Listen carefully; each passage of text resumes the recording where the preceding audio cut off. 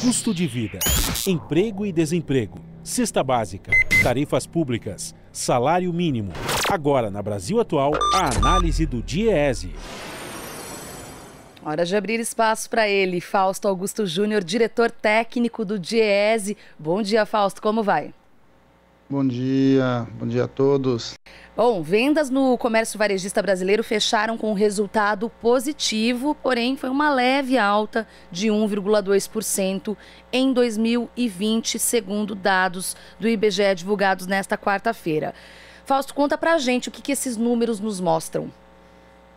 Bem, nós temos dois números diferentes ali, né? Nós temos um número anual, que deu um fechamento positivo, e nós tivemos um número bastante negativo, né? Menos de 6% no caso da variação entre dezembro e novembro. Aí o que esses números mostram para a gente? Primeiro mostra o repique da pandemia e quanto a pandemia, de certo modo, influenciou a economia no geral, em especial o comércio. Quando a gente olha ao longo dos meses, o que a gente vê é que o primeiro semestre teve uma dificuldade muito grande do ponto de vista do setor varejista. O comércio teve perda, teve queda nas suas vendas, que é revertido aí no segundo semestre.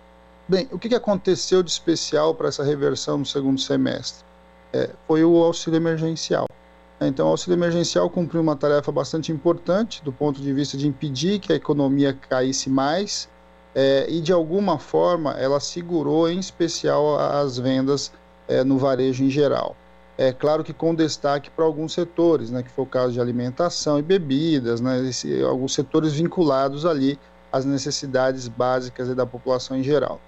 Então, a gente tem aí, quando a gente olha para essa questão então, da venda no varejo, uma relação direta entre o que está acontecendo com a pandemia de um lado e de outro, como é que os recursos que vieram a partir da disputa aí, dentro do Congresso Nacional, do movimento sindical, dos movimentos sociais que viabilizaram o auxílio emergencial, de alguma forma viabilizou que o comércio minimamente tivesse um resultado melhor.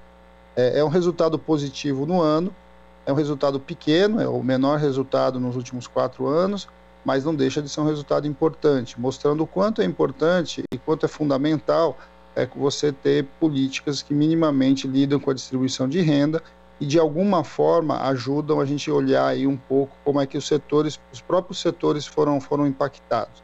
Chama atenção a alta que a gente teve no setor de construção civil.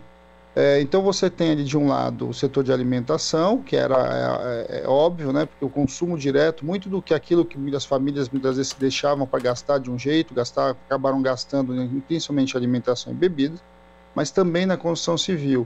E aí nós estamos falando também, e principalmente no caso do varejo, das pequenas obras, do conserto da casa, da pintura da porta, ou seja, todo esse conjunto do cuidado da casa, das pequenas reformas, que também, de certo modo, foi influenciado pelo auxílio emergencial. O auxílio emergencial ele teve um papel, então, bastante importante, num ano bastante complicado para o comércio, que foi o ano da pandemia.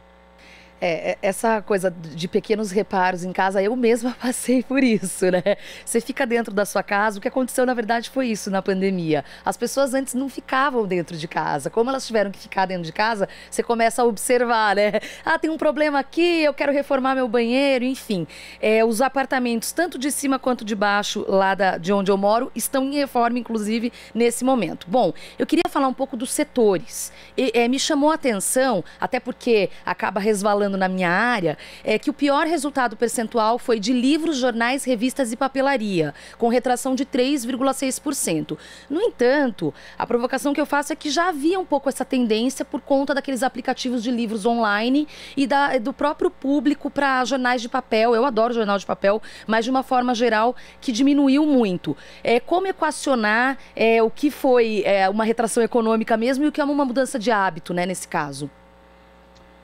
Aí é bastante difícil a gente saber o que aconteceu de fato, né? Esse setor é um setor que já vem em transformação, um setor que vem sendo substituído principalmente pela mídia eletrônica, que de alguma forma caminha para suplantar esse setor. Esse setor é um setor que tende a encolher, está longe de ser um grande setor no Brasil, quando a gente compara internacionalmente, mas no caso brasileiro, além dele já ser um setor relativamente pequeno, ele vem enxugando por conta das novas mídias. Então, o que você tem aí? Você tem aí, de um lado, uma mudança estrutural. É óbvio que essa mudança estrutural é muito relevante nessa discussão, mas você também tem uma outra parcela importante, que é que você também vai deixando de comprar alguns itens no momento de uma crise econômica, que foi o caso, né? Ou seja, a pandemia, de certo modo, ela fez com que as pessoas priorizassem. Elas priorizavam o quê? Priorizaram, de certo modo, aquilo que tinha a ver com o seu bem-estar dentro da sua casa, tem a ver com uma redução da renda, então isso faz com que você foque a alimentação, os itens essenciais do seu consumo, e de alguma forma vai deixando de lado outros itens. Vamos lembrar também que o comércio ele ficou fechado durante um bom período, né? Ou seja, a questão do isolamento fechou os shopping centers, fechou uma parte do comércio de rua, que também influencia. Os jornais e revistas, principalmente, nós estamos falando da banca de jornal, né? No caso de livros, nós estamos falando do papel importante das livrarias, mas é um setor que já vinha em crise e que, de alguma forma, já vem mostrando como é que essa relação estrutural está em transformação. E para a gente terminar, tem mais algum destaque que você acredita que seria importante dizer sobre os setores? Indústria farmacêutica, enfim, eu estou vendo aqui, né, os vários números. Tem mais algo que você acredita que seria legal comentar? Eu acho que tem dois itens para comentar, né? Um primeiro é que é claro que a questão dos setores tem a ver com a pandemia, então a gente vai ver o que está em alta. Nós estamos falando aí de setor o setor fármaco, né, farmacêutico, e é óbvio, né, num ano em que você tem a pandemia como o principal agente aí social, é razoável imaginar que a questão dos medicamentos vai influenciar essa venda. Então, a venda farmacêutica foi uma venda importante. E um outro comentário aqui, retomando um pouco a nossa conversa de ontem, conforme foi previsto, o Congresso Nacional aprovou a autonomia do Banco Central. Então, o projeto de lei, que agora então aprovado pelo Congresso Nacional, vai para a sanção presidencial. E aí nós vamos começar a enfrentar aí o que vai significar a autonomia do Banco Central. Tem um conjunto de mudanças então que a gente vai sentir. Uma delas é que muito provavelmente a gente vai assistir a possibilidade aí de grandes investidores fazerem aplicação em dólar no país e etc. E tudo isso, de alguma forma, a gente vai assistir no para frente o que significa essa questão. Então, é como uma abertura aí, né, um fechamento aí do nosso comentário. Isso aconteceu ontem à noite, então é uma informação importante e relevante para a gente começar a fazer as análises econômicas a partir de agora. Claro, vamos acompanhar. É isso aí.